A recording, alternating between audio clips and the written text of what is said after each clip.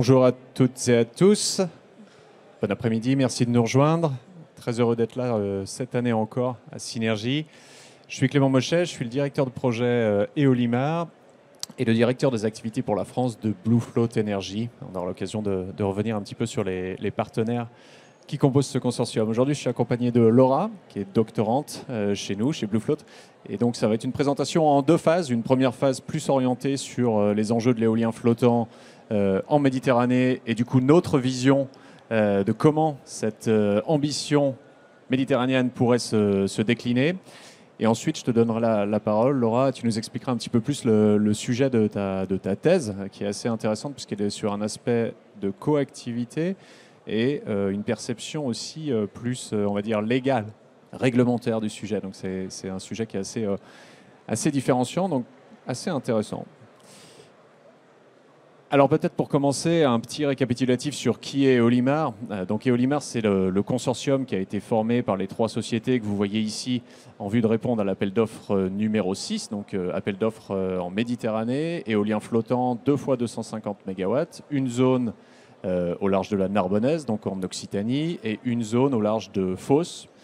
Les deux zones étant à peu près à une vingtaine de kilomètres des côtes, une bonne vingtaine de kilomètres, on va dire. Avec, comme vous le savez peut-être, un rendu de dossier qui est prévu le 14 août et normalement une attribution avant la fin de l'année 2024. Donc parmi les trois sociétés qui composent ce consortium Eolimar, donc la première c'est Blue Float Energy, développeur éolien en mer espagnol, récent, hein, donc créé en 2020. On est à peu près 150 collaborateurs aujourd'hui. On est actif dans 10 pays, donc 5 pays européens et 5 pays, on va dire, Asie-Pacifique. On a un portefeuille de projets en développement aujourd'hui de 34 gigawatts. Et pour vous donner une idée, sur ce portefeuille, on a à peu près 75% qui est de l'éolien flottant. Le reste étant du posé, par exemple, en Australie, où on vient de remporter un bloc de 2 gigas.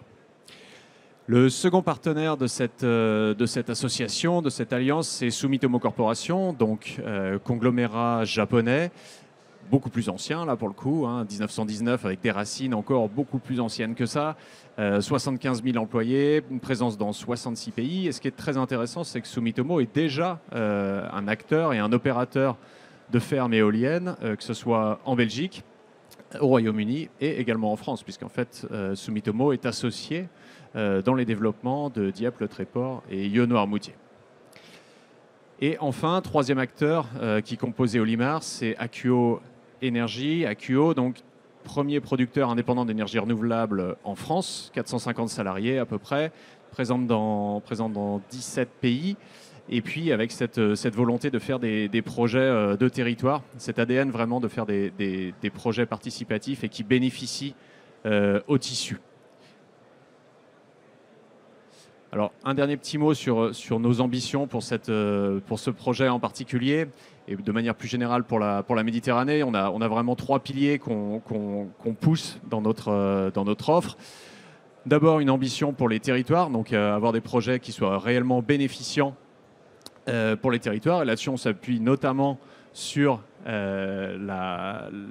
l'engagement, la compétence et l'expérience d'un acteur comme Akuo qui vient nous apporter justement cette construction de partenariats, que ce soit en local, avec l'ensemble des acteurs pour vraiment faire des projets qui soient vraiment bénéfiques pour les territoires, au-delà de la simple production d'électrons.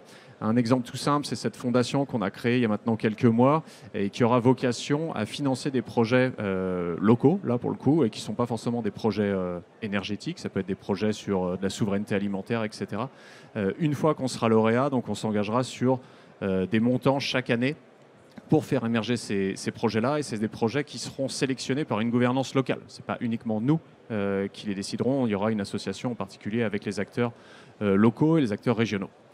Il y a un sujet fondamental, on en parlait tout à l'heure dans la plénière sur la chaîne de valeur. Il y a un vrai sujet aussi sur la chaîne de valeur de l'éolien flottant en Méditerranée en particulier. Et là-dessus, à nouveau, on pense qu'on a une valeur ajoutée forte, puisque j'aurai l'occasion d'y revenir dans la suite de ma présentation. Mais en fait, Blue Float en particulier porte un nombre de projets importants en Méditerranée, qui sont en très grande majorité des projets flottants, pour plus de 7 gigawatts, donc 7000 mégawatts. 7000 MW, c'est à mettre en relation avec l'ambition de la France potentielle dans le cadre de l'objectif de 45 gigawatts à l'horizon 2050. Donc sur ces 45 gigawatts, ce qu'on entend, c'est qu'il y aurait entre 4 et 7 gigawatts qui seraient de l'éolien en mer méditerranéen français. Nous, on a aujourd'hui 7 gigawatts sur vraiment le pourtour méditerranéen. Donc, et ça, ce n'est pas à l'horizon 2050, c'est plutôt à l'horizon 2030-2035. Et donc, ça, c'est une vision qui est riche et qui est importante pour la chaîne de valeur parce que ça lui permet de se projeter au-delà des 250 mégawatts ou des 2 fois 250 mégawatts qu'on voit aujourd'hui, qui sont certes intéressants et certes un premier pied à l'étrier, mais qui sont quand même très limités en termes de perspectives d'investissement en particulier. Et puis le troisième pilier sur lequel on s'appuie, c'est notre expertise à co-construire des projets. Et là-dessus, on s'appuie en particulier sur ce qu'on peut faire dans les 10 géographies dans lesquelles on est présent, donc essayer de faire les meilleurs projets concertés au maximum. Alors en France, c'est un peu plus restreint, on va dire, en phase amont, puisque c'est quand même l'État qui a la main sur les zones, etc. Mais par contre, on se doit de faire notre travail, d'engager avec toutes les parties prenantes, de commencer déjà à discuter sur comment est-ce qu'on pourrait faire le meilleur projet en termes d'emplacement, etc. Même si on joue avec des frontières qui sont quand même relativement ténues, on essaye vraiment de recueillir toutes les opinions et de maximiser de minimiser les impacts et de maximiser l'intérêt pour les différentes parties prenantes. Alors ce slide-là, l'image de gauche, je pense que tout le monde l'a bien en tête, mais en fait, il y a une réalité toute simple à garder sur ce slide-là, c'est que en Méditerranée, si on veut de l'éolien en mer, ça sera de l'éolien flottant. Ça, je pense qu'on est à peu près tous d'accord. Il se trouve que ça converge plutôt bien avec des besoins aussi importants de population, hein, c'est-à-dire que c'est quand même un bassin qui est très fortement habité et qui est très fortement industriel. Pour donner une idée, le bassin de Fos, à l'horizon 2030, il y a un besoin estimé en énergie supplémentaire électrique pour de l'alimentation industrielle de l'ordre de 6 gigawatts. C'est énorme, 6 gigawatts en plus à apporter à cet horizon de temps qui est court. Donc l'éolien en mer, et du coup flottant de par la bathymétrie, c'est une réponse rapide potentiellement avec des gros volumes injectés sur le réseau. Donc il y a un intérêt fort, réel. Après, la vraie question, c'est comment on va pouvoir mettre ça en place. Je me propose de vous faire un petit état des lieux sur les différentes géographies méditerranéennes, où en sont les différents pays, puisqu'en fait, il y a à peu près dans chaque pays, il y a un cadre réglementaire et on va dire une maturité qui est différente. Alors si on commence par le Portugal, alors on peut contester la classification méditerranéenne du Portugal, mais globalement, il s'inscrit dans cette géographie-là. Bon, vous l'avez sûrement entendu, le Portugal a déclaré des ambitions d'éolien en mer. Ça sera très certainement de l'éolien flottant, hein, de par encore une fois la profondeur d'eau.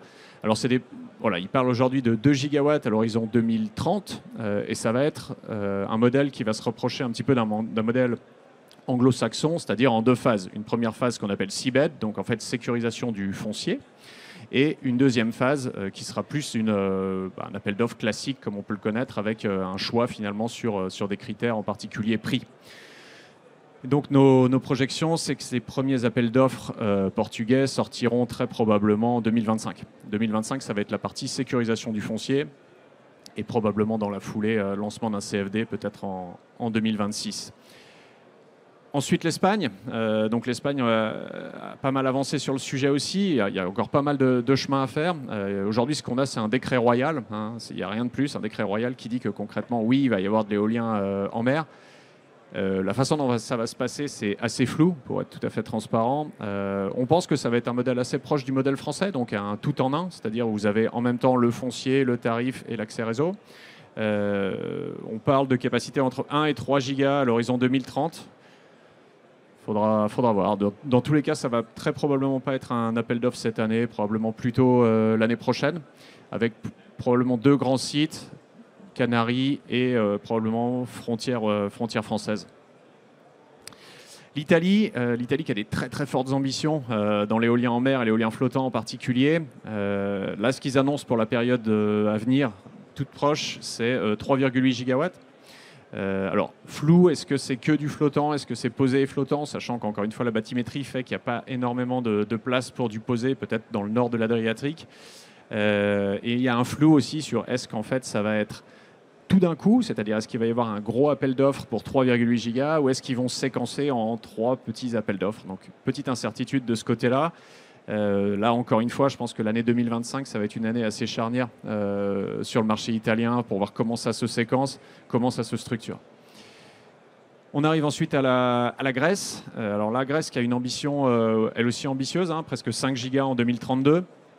Et là, donc, parmi ces différentes géographies, à mon avis, c'est celui qui a l'air le moins mature en termes de cadre, de réglementation. C'est encore assez flou. On ne sait pas trop où ça va atterrir. Et puis enfin, donc la France que vous connaissez très bien, avec effectivement en cours en Méditerranée, l'AO 6, hein, donc comme je disais, 2 fois 250 MW. La perspective d'un AO 9, comme vous le savez, donc c'est essentiellement de l'extension de site, hein, donc 2 extensions en Méditerranée, une extension du côté de l'Héron et une extension en Bretagne, avec évidemment l'incertitude actuelle qu'on a tous et qui porte principalement sur le cadre politique et les orientations à venir.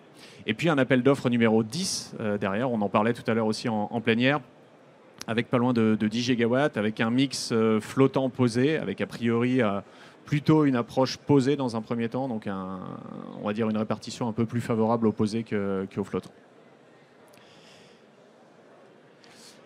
En termes de portefeuille de projet, voilà un peu ce qu'on mobilise nous, et ça revient à ce que je vous disais tout à l'heure en termes de créer de la perspective pour la chaîne de valeur. Ça, c'est les projets qui aujourd'hui sont pilotés par des membres d'Eolimar, et en particulier Bluefloat. Donc vous voyez, on retrouve un peu ce qu'on disait tout à l'heure, hein, donc des projets beaucoup en Italie, avec un phasage quand même qui est important de garder en tête, puisque encore une fois, comme il va y avoir un appel d'offres qui va être probablement séquencé ou qui va être sur un volume finalement pas si énorme que ça. L'approche qu'on a et qu'a l'industrie de manière générale, c'est de pousser un certain nombre de projets et de garder d'autres pour une seconde phase. Et en particulier, on va commencer par pousser Audra et Kalia, donc qui sont des projets qui sont déjà en phase de consenting. Il y a un schéma qui est un petit peu différent en Italie, c'est-à-dire que vous pouvez participer à l'appel d'offres que si vous avez réalisé vous-même l'étude d'impact. Là où en France, c'est l'État qui le fait en fait. Donc on a des modalités un petit peu différentes, ce qui peut potentiellement aussi réduire le nombre d'entrants. C'est-à-dire que si vous n'avez pas cette autorisation d'impact, en fait vous ne pouvez pas participer. Et en ce moment, en fait, l'État italien attend qu'il y ait suffisamment de participants en fait qui aient rempli leur autorisation d'impact pour pouvoir avoir un appel d'offres qui ressemble à un appel d'offres où il n'y aurait pas que 2 concurrents en fait. Voilà un petit peu. Donc ça, c'est toujours prévu sur du 2030. Là, c'est des projets qui sont dans des profondeurs d'eau assez similaires de ce qu'on peut rencontrer sur Eolimar. Donc c'est l'ordre de la centaine de mètres. On reste sur des projets qui sont relativement techniquement plus faciles. Là où, comme une bonne partie de la concurrence, après, on a des projets où on arrive tout de suite sur des profondeurs beaucoup plus importantes, 500, 1000 mètres, etc. Donc c'est pour ça aussi qu'ils sont phasés dans un deuxième temps, quand il y aura une maturité du marché qui sera un peu plus grande. Je voulais juste souligner une initiative à laquelle on a collaboré à sa création en particulier. Donc c'est l'initiative MedOcean. Alors Ocean de manière générale, donc c'est une coalition pour énergie et nature qui est déjà déployée au niveau européen. Et là donc il y a un focus, il y a une nouvelle sous-coalition, on va dire, qui s'est créée pour la partie méditerranéenne.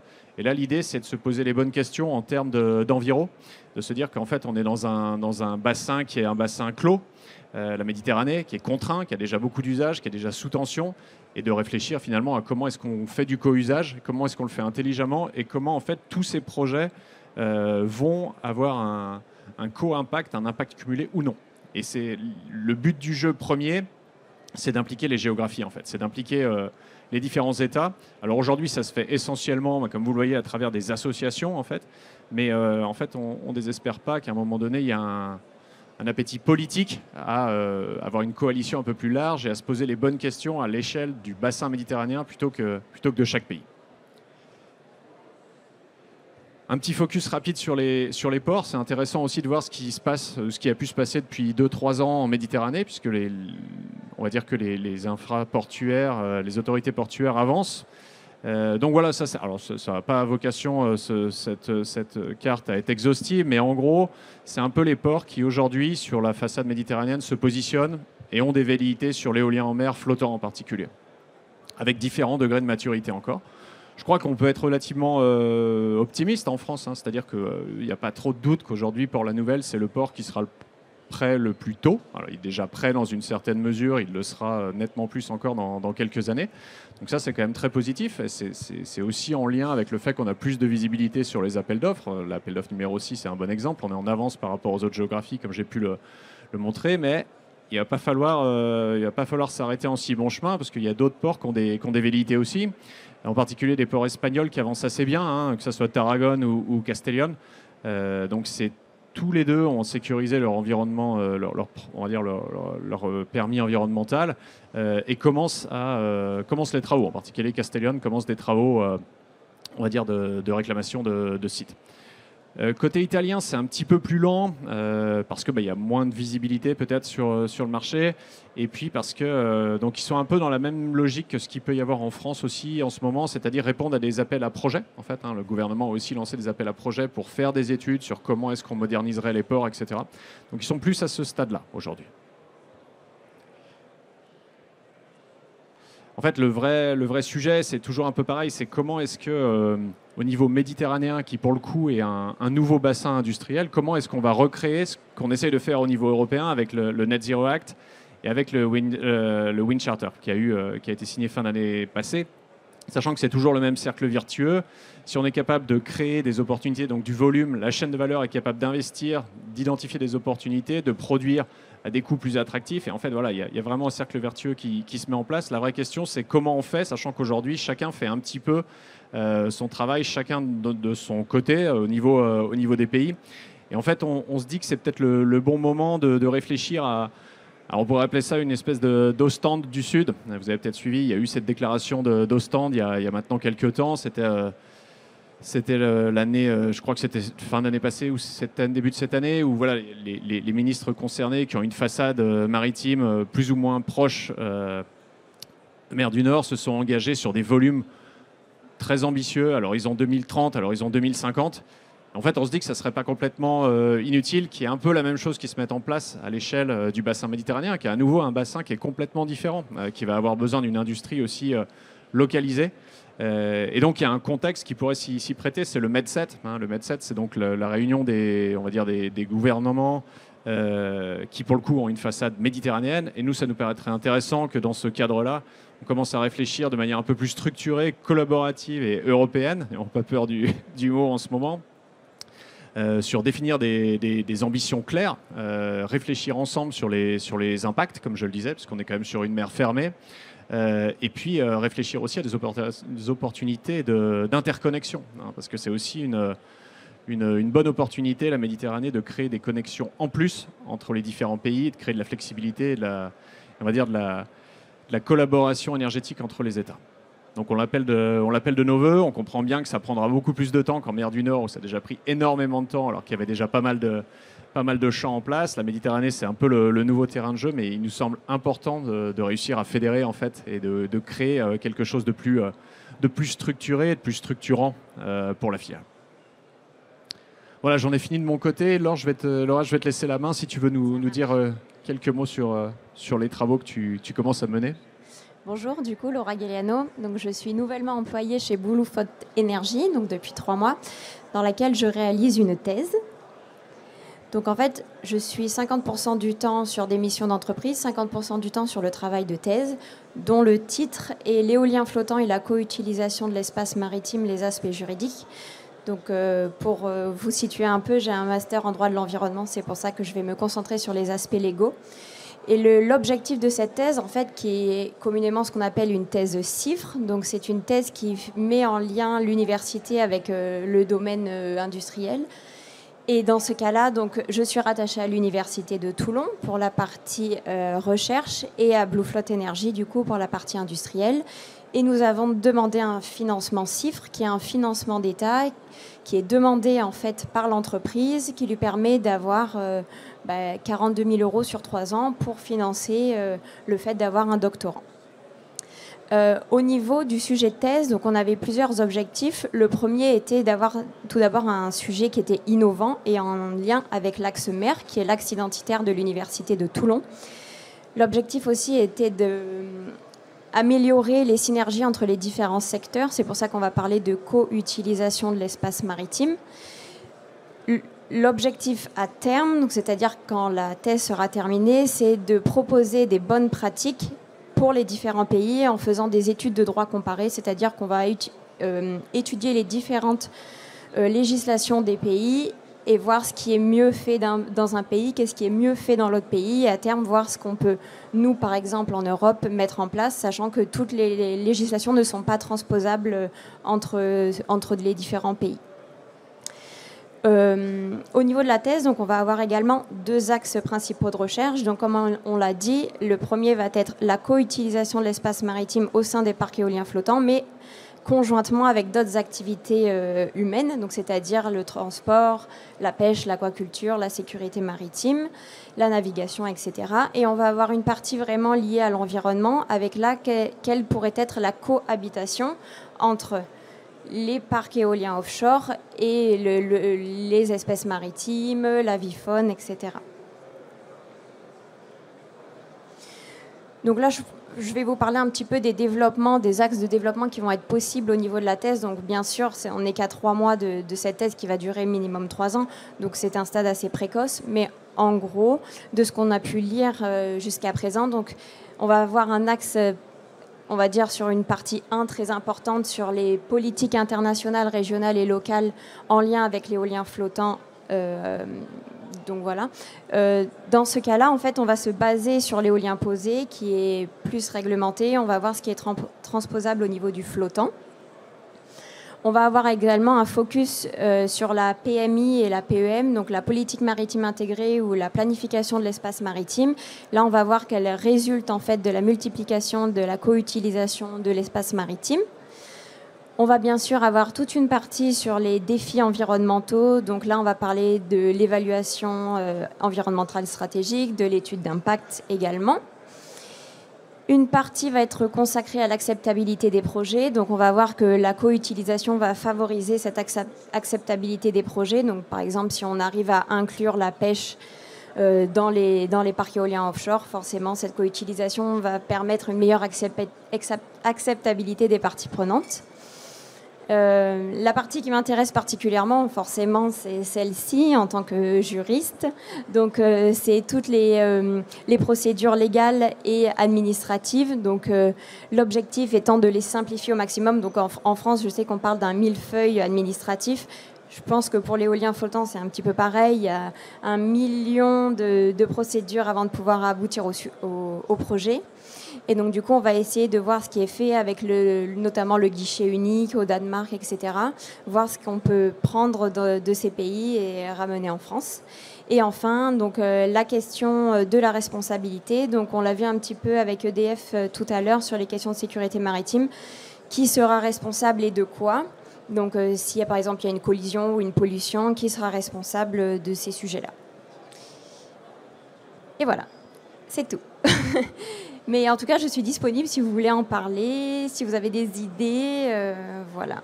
Je pense qu'il y a nos coordonnées sur le site, non ? Parce que là, on ne les a pas notées. Non, puis on est disponible aussi voilà, si vous voulez sur le stand Eolimar, juste E40. ouais. Merci à tous. Merci.